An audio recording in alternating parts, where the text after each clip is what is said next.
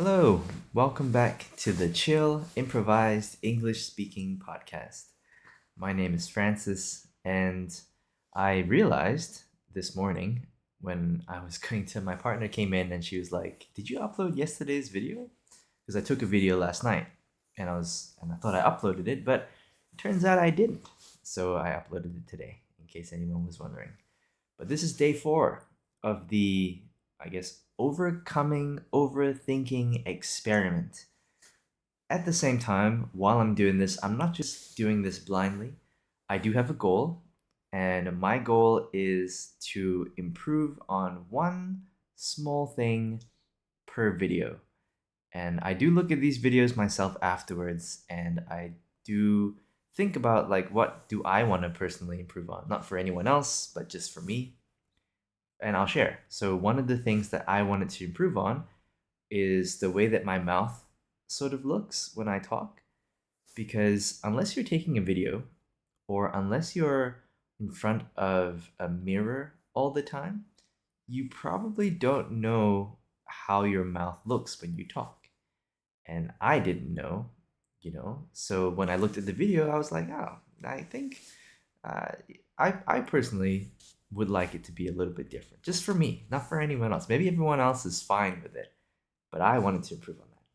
So I am going to try and be conscious of it, and I will be using these videos as my deliberate practice.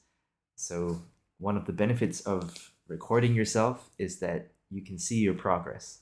So hopefully I'll be able to look at my first video, and by the 100th video, I'll be able to say like, wow, okay, I really made some improvements in the things that I wanted to improve on. Okay, so today is Saturday in Melbourne. It's the weekend, and I'm not sure if you can see, this is my cat in the back over here. That's Sylvie. She's the really adorable, cuddly one. Um, so hello from Sylvie to everyone. Loki's kind of just chilling somewhere else in the background. Do you guys have any pets? If you do, please share in the comments. I'd love to hear about them. It's so interesting because I never thought that I would have pets. Because when I was younger, number one, I was scared of like animals, most animals, like dogs. My relatives would have dogs. I would go to their house, and I would see, even if it was a small dog, I would be super afraid. I'll be like, oh man, is that thing gonna like bite me and stuff? And they bark really loud. And with cats, I people kind of gave me the impression before I had cats, I thought that they were this like mysterious creature that was unpredictable, like they could scratch you out of nowhere. So I just kind of kept my distance when I was a kid. And over time, I started meeting friends who had animals, and that sort of changed my perspective. I still didn't want to have pets, when I met my friend's pets a while ago. I think my friend in high school, he had a dog and a cat. And that was my first time actually getting to know animals like close up. Because I would go to his house, his name was Joel. I would go to Joel's house after school, and in high school, this was in Australia, in Melbourne. And his dog would come up to me, and it was a really friendly dog. I don't remember its name anymore, but it was super nice. And it was also the first time I was like chilling on his couch, and his cat, I'm not sure if you've had this, if you've encountered cats before, but his cat came up to me and it started like just sitting on my chest, and sort of knitting against my uniform. And I thought that was a really special experience. But yeah, I didn't want to have pets, and I didn't until I think probably my 20s. And it wasn't even me that wanted it. It was someone else that I was with at the time that wanted it, and then I kind of like wanted to make that person happy, so then I got a pet. But the reason I didn't want a pet is because I felt like I wouldn't be able to handle it when I had to eventually say goodbye, because unlike, like children who will probably outlive you, pets don't have as long of a lifespan usually, unless maybe you have like a giant tortoise that lives for 100 years.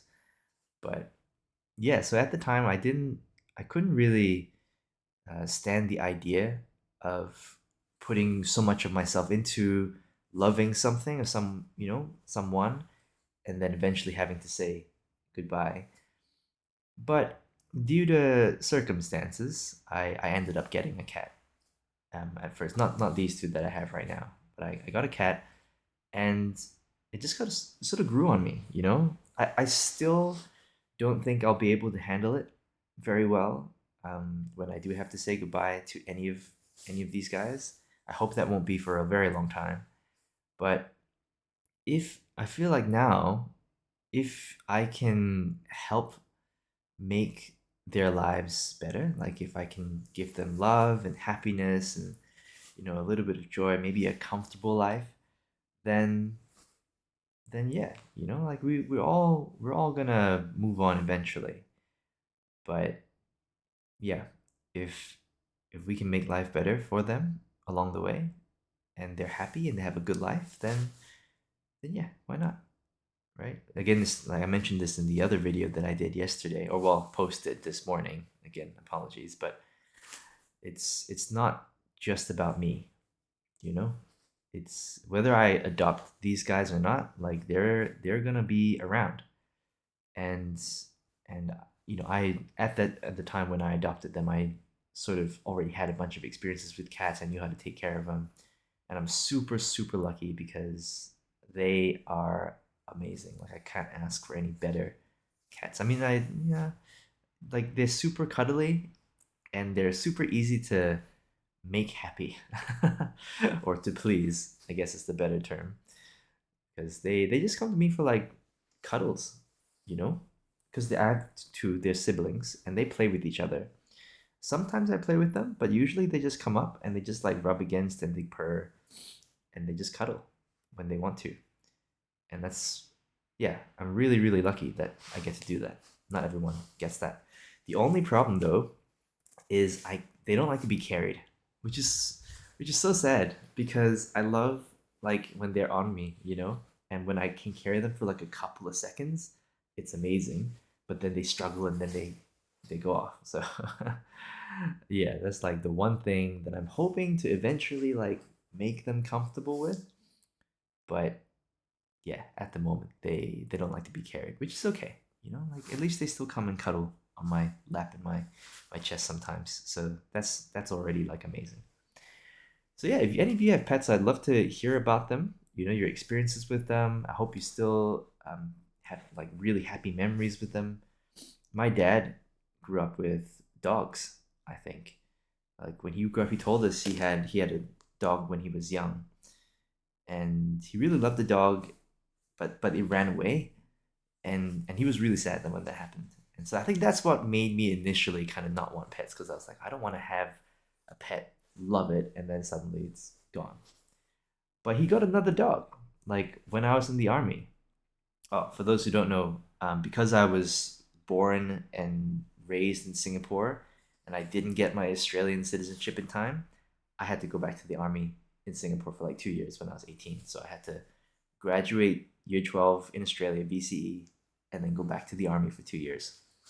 So yeah, while I was in the army, they got like a little puppy golden retriever, and I'm not jealous at all.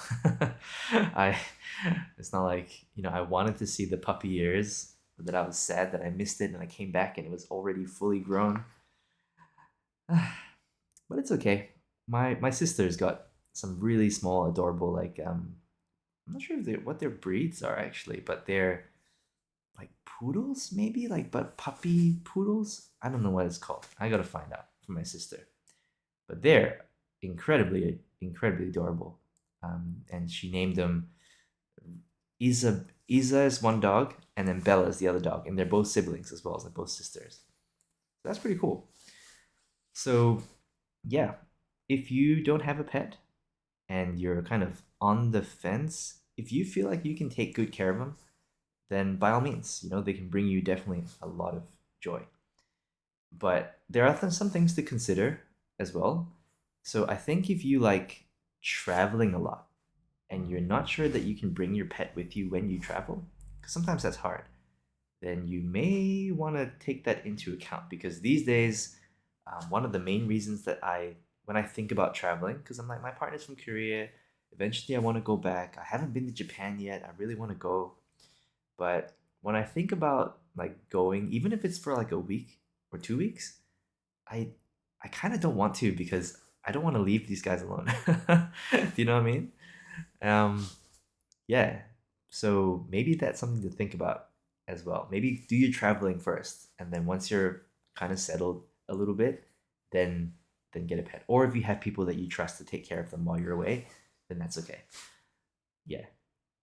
So yeah, that's I love cats. I also love dogs. When I was a kid, I for some reason the kids at my school they sold like tadpoles to each other. Maybe this is a Singapore thing. I don't know. I think they caught like tadpoles from the pond in the park, and then they started some brilliant, innovative, entrepreneurial kid started selling them to other kids, and I really, really wanted one because when I was young, they just looked really cool. And maybe it's also because I was into Pokemon a lot, and I was like, this is kind of like Pokemon. Like this is yeah. But yeah, I didn't get one. My parents wouldn't allow it, and I didn't have money as a kid, so that's kind of fair enough. So yeah.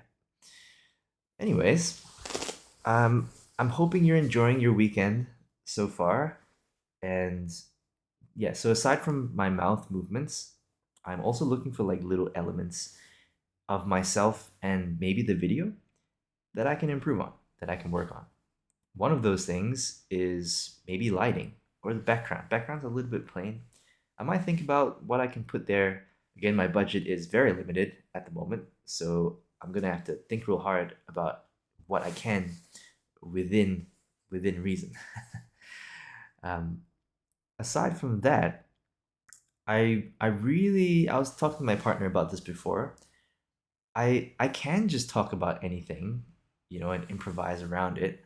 But I would love if while I'm doing this like 100-day exercise or experiment to help myself with overcoming overthinking, I would love it if I was actually able to help people at the same time. Like that would be an amazing bonus.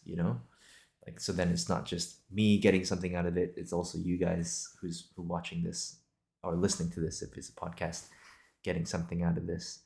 So please, I don't bite.